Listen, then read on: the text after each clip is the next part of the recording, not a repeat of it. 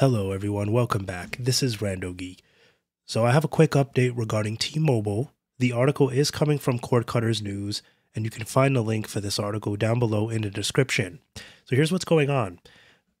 Most of us that have a phone number with either wireless carrier, whether it's AT&T, T-Mobile, Verizon, Boost Mobile, Visible, either carrier, at some point, if we have the phone number long enough, will start to receive either spam text messages or maybe even spam phone calls. It's kind of just the nature of it because more than likely our phone numbers were with someone else prior to us. Who knows what they did with that phone number, what they might have signed up for, whatever the reason is, they may be on a spam list. T-Mobile is taking action against certain third-party messaging vendors. Basically, they're just trying to shut it down and disallow them from spamming their customers. Now, it's very possible that T-Mobile could be losing customers as a result of too much spam in regards to the customer's phone number.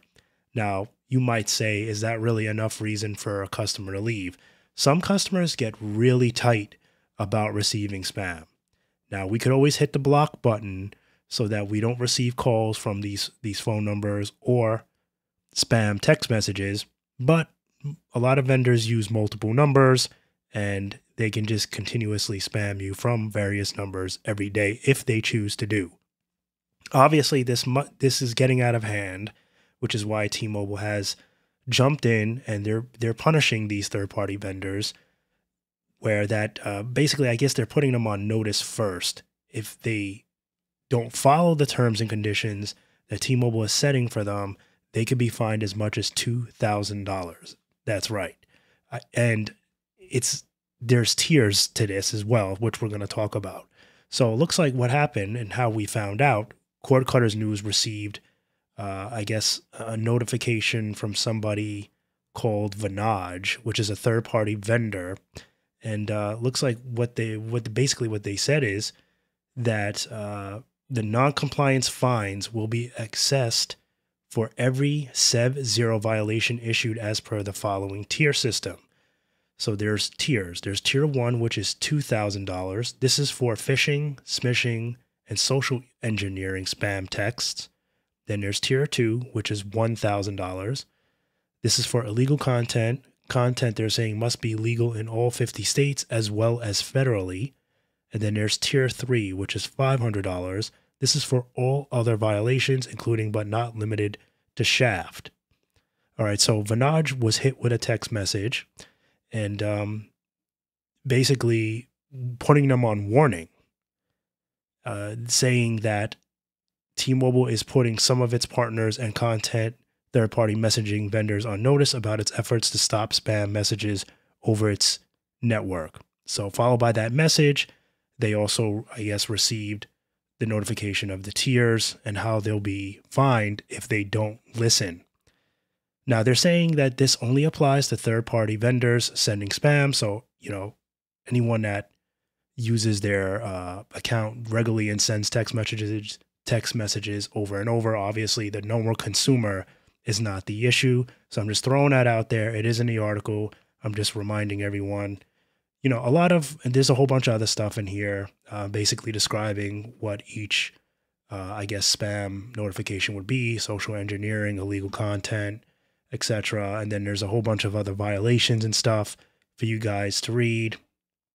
There was a statement that I guess was shared from T-Mobile, someone that works for T-Mobile, no name specified, but they contacted Cord Cutters News and they're saying these changes only impact third-party messaging vendors that send unlawful or unallowed commercial mass messaging campaigns for other businesses.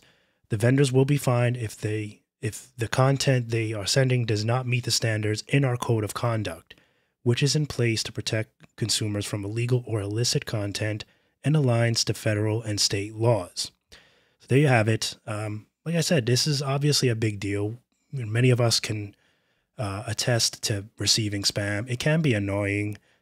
I mean, me personally, I will just hit the block. But then again, like I said, if a vendor really wants to hit you up, I mean, I do have one line. I think it's my Visible line, or it was one of my old Visible lines, where I would get at least one or two text messages every week from the same vendor, and I did block them, but they hit me up again with another number. It's the same spam notification every time. Something about a vacation cruise or something that I won, yeah. But you know, it to me it's not a huge deal, but there are consumers that it will drive them nuts if they're not, maybe they're from the older generation, their patience is short with that kind of stuff. And, they could really switch carriers or dump the number. And it's just, I guess T-Mobile doesn't want to deal with it. And, they're probably getting into a lot of trouble as a result of it, one way or another. So just a quick update for you. If you're someone that hates that spam, you more than likely will start to see a little bit less of it now, because if they don't stop, they'll be paying a lot. So we'll see. We'll see how this goes. We'll see if this actually tames the abuse here. As always, thank you guys so much for stopping by and watching. We'll catch you in the next one. Bye for now.